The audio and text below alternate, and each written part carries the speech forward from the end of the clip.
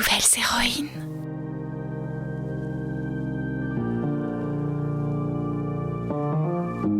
La phrase « je n'ai pas le choix », c'est la pire phrase au monde. On a toujours le choix.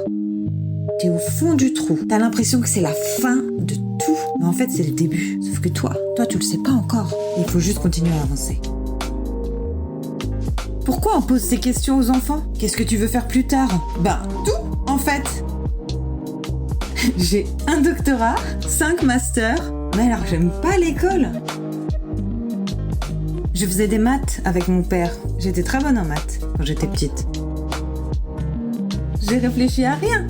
Je suis allée en Chine, je me suis perdue dans la rue et je me suis fait adopter par une famille. Nouvelles héroïnes.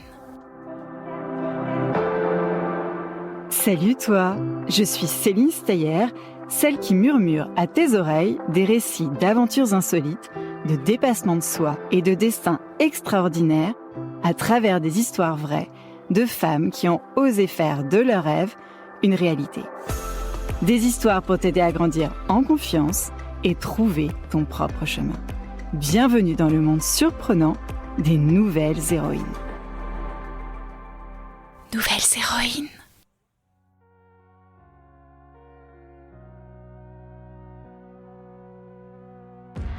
Elle est une nouvelle héroïne, née au milieu des années 1980. En France, on pleure Danielle Balavoine, dont la voix s'est tue un matin de janvier, quelque part au-dessus du désert. Partout en Europe, on lève les yeux vers le ciel, la gorge un peu serrée. Là-haut, s'étire un nuage invisible et dangereux, échappé d'une centrale qui a explosé, à Tchernobyl. À Paris, un certain Jacques Chirac devient Premier ministre auprès du président François Mitterrand. Et dans une maternité, une Laure Manodou pose son tout premier cri, bien avant son tout premier plongeon. C'est cette année-là, en 1986, qu'Alix pointe le bout de son nez. Mais, et c'est là que ça devient intéressant, Alix ne naît pas tout à fait là où on l'attend. Ses parents, eux, ne vivent pas en France. Ils travaillent en Afrique. Sa maman a seulement fait le voyage jusqu'à une petite ville près de Paris, le temps de la mettre au monde. Puis, hop, retour au soleil, retour à la terre rouge, celle du Rwanda, du Burundi, du Sénégal, en Afrique. D'ailleurs, quand on demande aujourd'hui à Alix un seul mot pour raconter son enfance, elle ne cherche pas une seconde. Elle dit « Afrique ! J'étais en Afrique !» Son papa, lui, est un véritable aventurier, un de ceux qui font rêver. Il pilote des bateaux, il plonge, il gravit des montagnes en Afrique. Un jour, il remonte même le Nil à vélo, depuis le Soudan, à une époque où il n'existe ni GPS, ni carte précise, ni ambassade où demander son chemin en cas de pépin. Autant dire un sacré papa. Et quand il ne court pas le monde, il exerce un métier tout aussi beau. Il est architecte du développement pour les Nations Unies. Son travail, c'est d'aider des pays entiers à se bâtir un avenir. Des écoles où apprendre, des routes pour aller plus loin, des ponts entre les gens. Autant dire que dans cette famille-là, le monde tout entier tenait sur la table de la cuisine. Et la petite Alix, au milieu, écoute, regarde, respire tout ça.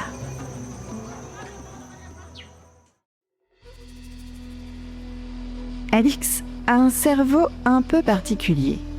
Un cerveau qui ne s'arrête jamais. Jamais, comme un colibri qui butine de fleur en fleur sans se poser. Il a envie de tout toucher, de tout apprendre, tout essayer. Et si possible, en même temps. Aujourd'hui, on a un grand mot savant pour ça. On dit qu'elle est neurodivergente. Oui, je suis d'accord. C'est un mot un peu froid, un peu raide, qu'Alix elle-même trouve horrible. Moi, je préfère l'imaginer autrement. Alix a une tête pleine de fenêtres, toutes grandes ouvertes, par où entrent sans arrêt le vent, la lumière et les idées. Ses pensées ressemblent plus à un arbre avec plein de fleurs et de fruits qu'une ligne droite. Et le plus beau, c'est qu'elle-même ne l'a compris que très tard, à 25 ans passés. Enfant, personne n'avait de mots à poser sur elle. On voyait juste Alix et une petite fille qui faisait 1000 choses à la fois. Je peignais, je faisais du cirque, du hip-hop, de la danse, de l'équitation, de l'escalade. Je faisais tout, j'aimais tout. Je n'avais pas de passion particulière, j'aimais tout.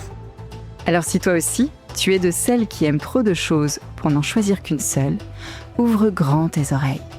On peut être doué en tout, curieuse de tout, voltée d'une envie à l'autre et ne pas avoir une grande passion qui écrase les autres. Ce n'est pas être perdu, c'est simplement une façon bien à toi d'habiter le monde et le plus souvent une force qui ne demande qu'à grandir. Seulement voilà, pour Alix, avant les grands voyages sur les traces de son papa, il y a un grand chagrin. Alix a 9 ans quand son papa tombe malade. Le combat durera 2 ans, de longues années à espérer, à guetter, à retenir son souffle. Il faut que tu saches à quel point ils sont proches tous les deux. C'est avec lui par exemple qu'Alix fait ses exercices de mathématiques, penchée sur le cahier, épaule contre épaule. Le jour où il s'en va, raconte-t-elle, elle n'arrive plus jamais à poser une multiplication correctement, comme si dans sa tête, une petite porte s'était refermée sans bruit, celle qui donnait sur les chiffres et sur lui. Alors perdre ce papa-là, pour Alix, ce n'est pas seulement perdre quelqu'un. C'est comme si un peu, sa vie à elle s'arrêtait en même temps. Elle le vit très mal, et c'est bien normal.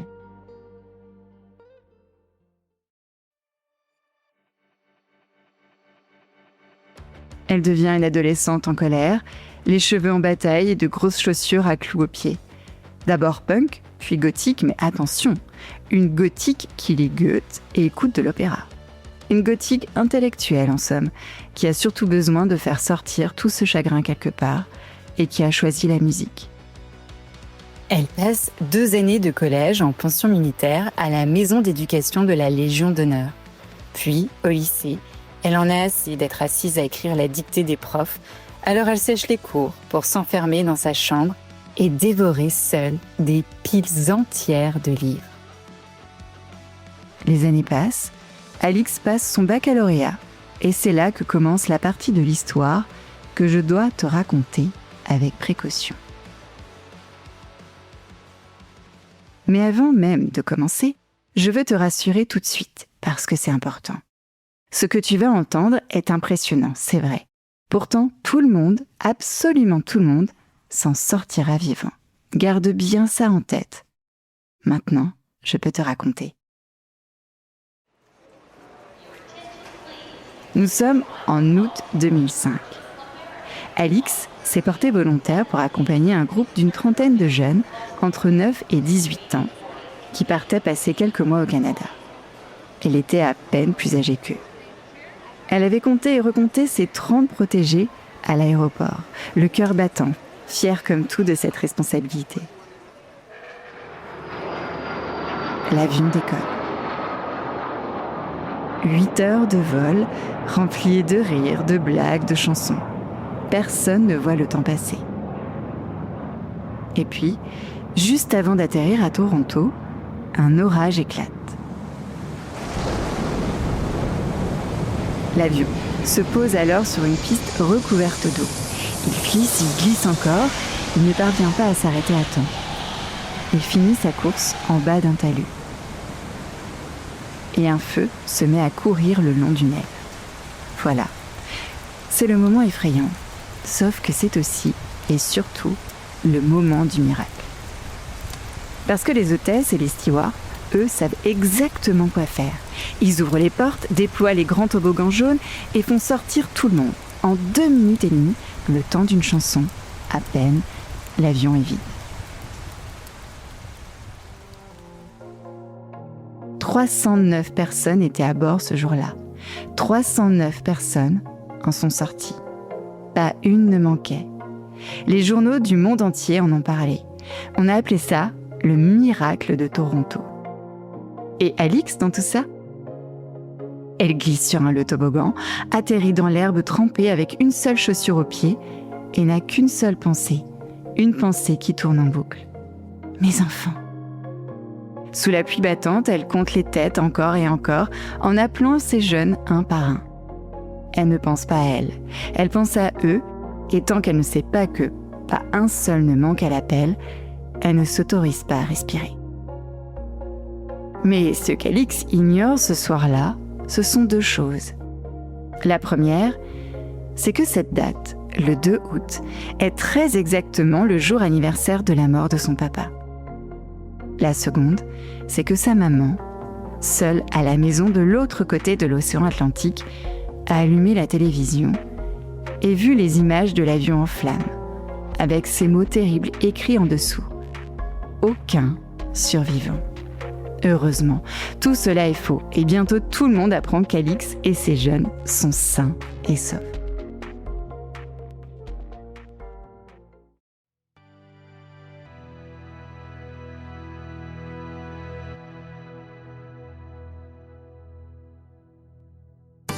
Alix n'a pas été brisée par ce crash. Pas du tout. Elle en parle même avec beaucoup de recul, presque avec humour.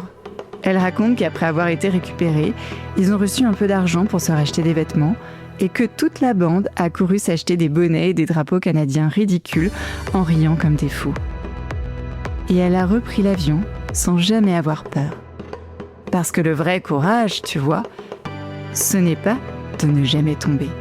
C'est de se relever et parfois même d'en rire.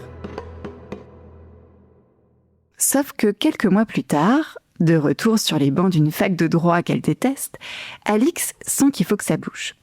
Elle s'ennuie. Elle a besoin d'air, de vent, d'ailleurs. Elle a le droit d'utiliser un billet d'avion gratuit. Sa grand-mère l'avait abonnée à un magazine de voyage. Et un numéro parlait du Kyrgyzstan, tout là-haut, en Asie centrale. « Je pars au Kyrgyzstan !» annonce-t-elle à sa mère, qui lui répond, paniquée, qu'on y enlève les voyageuses. Bon, alors j'irai en Mongolie. Et comme sa compagnie aérienne ne dessert pas la Mongolie, Alix atterrit d'abord en Chine. Oui. Fidèle à elle-même, elle se perd aussitôt dans la rue et se fait adopter par une famille chinoise chez qui elle reste quelques jours, le temps de trouver son chemin. Puis, elle prend un autre avion vers la Mongolie.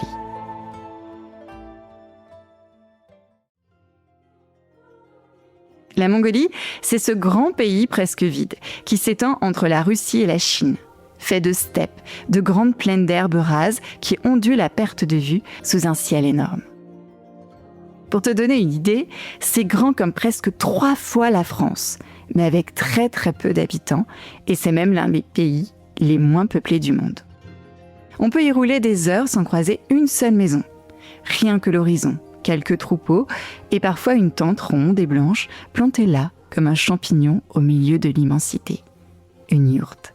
C'est la maison des nomades, ces familles qui restent jamais bien longtemps au même endroit et qui plient leur toit pour poursuivre l'herbe, les bêtes et les saisons. C'est aussi l'un des endroits les plus froids de la planète. L'hiver, il peut y faire moins 40 degrés. Le vent te coucherait par terre. Et les chevaux, car il y a des chevaux absolument partout en Mongolie, au point qu'on te dit que les enfants savent monter avant de savoir marcher. Donc se promènent avec de petits stalactites de glace au bout du nez. C'est de cette terre, rude et magnifique, qu'est parti, il y a plus de 8 siècles, un certain Gengis Khan, un garçon d'abord pauvre, chassé de sa tribu, qui a fini par bâtir le plus vaste empire de toute l'histoire, plus grand encore que l'Empire romain. Voilà donc le pays où débarque Alix. Alix devait y rester 15 jours. Elle va y rester 1 an. Et que s'est-il passé pendant ces 15 premiers jours ? Il y a un petit groupe de touristes français et à côté, les guides mongols. Alix décide de délaisser les Français pour ne rester qu'avec les Mongols. À force de les écouter, de montrer chaque mot du doigt, de rire avec eux, elle finit par tenir des conversations entières en mongol en 2 semaines à peine. Alors, elle rentre en France, appelle sa mère et lui dit à peu près ceci.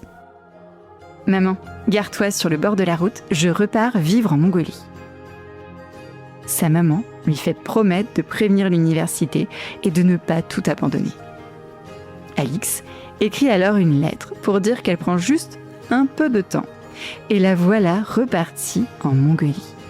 Simplement parce qu'une cuisinière mongole, au sourire immense, prénommée Toumé, lui avait dit « Viens vivre chez moi ». En Mongolie, elle apprend à aller chercher le bois pour l'hiver, à tirer l'eau du puits sur une carriole, à faire des nouilles à la main, à monter à cheval comme une Mongole. Elle recueille même un petit chien errant, trouvé grelottant au coin d'une rue, et rond comme une boule. Elle le baptise Bombog, ce qui veut juste dire ballon, et il ne la quittera plus. Et les anecdotes se bousculent, comme ce matin où on lui sert une tête de mouton au petit déjeuner en lui tendant l'œil, parce que l'œil là-bas, c'est le meilleur morceau. Ou cette fois où sa carte bancaire tombe tout au fond des toilettes, un trou de plusieurs mètres au fond du jardin, et où 2 amis mongols se relaient, l'un tenant les jambes de l'autre suspendues à la tête en bas, une passoire à la main pour tenter de la repêcher. Bon, ils n'ont pas réussi, mais quelle preuve d'amitié. Mais le plus important, ce ne sont pas les anecdotes. C'est ce que la Mongolie fait à l'intérieur d'Alix. Écoute-la le raconter avec ses mots à elle. En Mongolie, il n'y avait pas de passé, il n'y avait pas de futur. J'étais vraiment dans le présent. Mon unique objectif, c'était de vivre avec les Mongols, de vraiment m'immerger dans leur culture, dans leur mode de vie. Je me suis laissée complètement porter. J'étais complètement dans le présent. Voilà le cadeau de la steppe. Apprendre à être là, tout entière dans l'instant. En vivant chez ses familles, Alix entend aussi parler d'un mot que le pays connaît trop bien. Le zud. C'est quoi un zud ? C'est un hiver d'une violence terrible, avec trop de neige, trop de froid, trop longtemps. Les troupeaux n'y survivent pas, les moutons, les chèvres, les chevaux meurent les uns après les autres. Et quand une famille de nomades perd son troupeau, elle perd tout et doit fuir vers la ville pour tout recommencer. Alix les écoute, note, photographie tout. Car en regardant vivre les nomades, Alix se pose une question. Comment font-ils pour tenir dans des hivers pareils ? Et la réponse qu'elle trouve n'est pas celle qu'on croit. Ils ne survivent pas parce qu'ils seraient plus forts ou plus courageux que les autres. Ils survivent parce que toute leur façon de vivre est faite depuis toujours pour l'imprévu. Quand l'herbe manque à un endroit, ils déménagent ailleurs. Quand le froid attaque, les familles partagent leur feu, leur nourriture, leur chaleur. Ils lisent les nuages, ils écoutent le vent. Pour eux, la vie n'est pas une bataille contre l'imprévu. Ils apprennent à vivre avec lui et même à danser avec lui.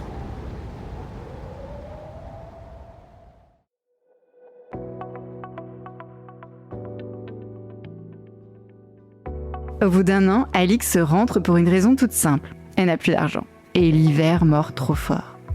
Sa maman manque de tomber à la renverse en la voyant arriver à l'aéroport, emmitouflée dans un grand manteau mongol, couvert de poussière, traînant un carton au bout d'une ficelle bleue, et caché sous son manteau, 2 petits yeux noirs qui dépassent. Bombog. Son chien qu'elle a réussi à ramener contre toute attente du pays le plus enclavé du monde. Tu pourrais croire que l'histoire s'arrête là, mais cette fille-là, désormais, ne tient plus en place et sa vraie vie d'aventurière ne fait que commencer. Les années suivantes ressemblent à un grand atlas qu'on feuillette à toute vitesse. Berlin, où elle fait un stage au Parlement allemand, son chien sous le bras bien sûr. Paris, où elle vit dans un studio de 7 mètres carrés. Londres, où elle apprend enfin l'anglais, mi-étudiante en droit le matin, mi-nounou l'après-midi. Et puis la Patagonie, tout au bout de l'Amérique du Sud. Et surtout, un grand tournant. Alix entre dans la Marine nationale et devient officier. Quand on lui demande à quel moment elle est vraiment devenue adulte, c'est ce moment-là qu'elle choisit, le jour où elle est partie servir en Nouvelle-Calédonie, cette île française perdue au milieu du Pacifique. C'est là d'ailleurs qu'elle a rencontré celui qui allait devenir son mari. Et là-bas, dans le Pacifique, Alix réalise enfin un rêve d'enfance.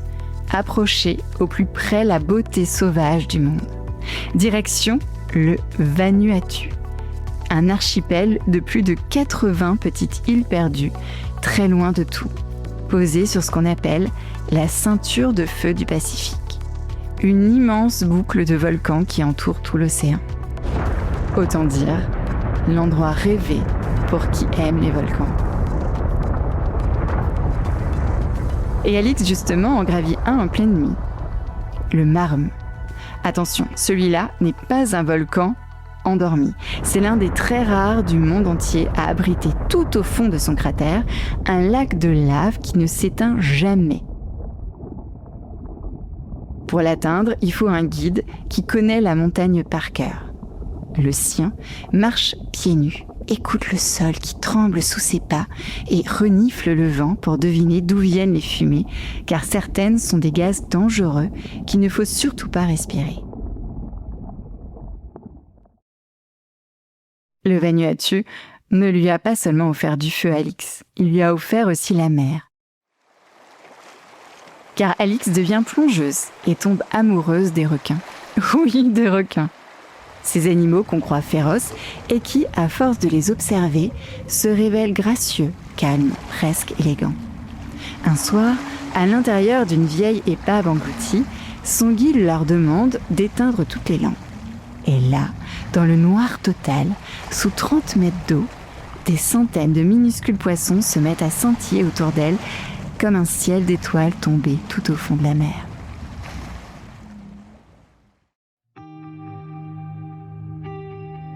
Je pourrais te raconter encore 1000 aventures d'Alix, mais pendant tout ce temps, cette fille excellente en tout, sans passion, qui séchait les cours pour lire, est devenue beaucoup de choses à la fois. Elle a un doctorat et 5 masters. 5. La preuve qu'on peut détester le chemin qu'on nous impose et finir par tracer le sien. Elle est aussi photographe. Un de ses reportages a même été primé et exposé à l'Hôtel de Ville de Paris. Et elle écrit des livres, tout doux, sur les animaux de l'océan qu'elle adore, pour donner envie aux enfants d'aimer la mer. Aujourd'hui, Alix vit avec son mari et leurs 2 filles, Joyce et Eleanor. Nouvelles héroïnes! Oui, ce sont elles, ce sont ses filles. Et elle rêve d'une petite cabane au fond d'un jardin, comme celle où l'écrivain Roald Dahl inventait ses histoires, comme celle de Mathilda. Car ce qu'elle veut désormais, c'est écrire, enseigner, transmettre. Elle parcourt le monde pour aider les gens à voir à quel point notre planète est merveilleuse et à comprendre comment en prendre soin. Elle explique aux grandes oreilles, comme aux petites, comment protéger la Terre. Et quand on lui demande un mot pour décrire sa vie en ce moment, elle sourit et répond « Bonheur !» Alors, avant de te laisser, je veux te transmettre ces mots. Ces vrais mots, ceux qu'elle a tenu à dire aux filles qui écoutent ce podcast. Et aussi aux garçons. Garde-les précieusement, ils sont à toi maintenant. À toutes les filles et à tous les garçons. Il y aura des jours où tu auras l'impression que tout s'écroule autour de toi. Tu seras tellement malheureuse que tu auras l'impression que tu pourras plus jamais être heureuse. Et ces jours-là, rappelle-toi une chose. Quand on touche le fond de la piscine, ce n'est pas la fin. C'est le seul endroit où on peut prendre un immense élan pour remonter à la surface. Et dans la vie, c'est souvent pareil. Les moments les plus difficiles deviennent souvent le point de départ des plus belles histoires. Alors si un jour tu touches le fond, n'oublie jamais. Tu peux être exactement à l'endroit d'où commencera ton plus grand rebond. Bon courage! Elle aime bien aussi cette phrase empruntée à une chanson tirée du film Chitty Chitty Bang Bang. Sur les cendres du désastre poussent les roses du succès. Alors, qu'est-ce qu'on va retenir de l'histoire d'Alix ? Si tu es une fille qui écoute, retiens surtout ceci. Le jour où tu auras l'impression d'avoir tout perdu, où tu seras au fond du trou, ce ne sera pas la fin. Ce sera peut-être, sans que tu le saches encore, un début. Alors continue d'avancer. N'aie pas peur d'aimer 1000 choses à la fois, de te tromper de chemin, de zigzaguer. Ce sont souvent les détours qui font les plus belles vies. Entoure-toi des gens qui t'aiment, garde tes rêves bien au chaud et souviens-toi que le monde est immense, magnifique et qu'il a besoin de toi pour en prendre soin. Et si tu es parent qui écoute à côté, il y a peut-être un petit quelque chose pour toi aussi. Alix n'a pas eu un parcours en ligne droite. Elle a changé 100 fois de direction, filé au bout du monde sur des coups de tête et trouvé sa place en écrivant des livres pour les enfants, sensibilisant les petits et grands au changement climatique et comment préserver le vivant. Et regarde ce qu'elle est devenue. Parfois, laisser une enfant explorer, tâtonner, être différente, c'est exactement ce qui lui permettra un jour de fleurir. Les chemins de traverse mènent parfois bien plus loin que la grande route. Nouvelles héroïnes. Nouvelles héroïnes. Nouvelles héroïnes. Nouvelles héroïnes. Nouvelles héroïnes. Voilà, c'était l'histoire d'Alix Villemez, ou plutôt le début de sa grande histoire de citoyenne du monde, de l'Afrique à la Mongolie, de la Nouvelle-Calédonie à la Patagonie. J'espère que ça t'a plu et inspiré. À très vite pour une nouvelle histoire de Nouvelles héroïnes. Nouvelles héroïnes. Nouvelles héroïnes. Nouvelles héroïnes. Nouvelles héroïnes.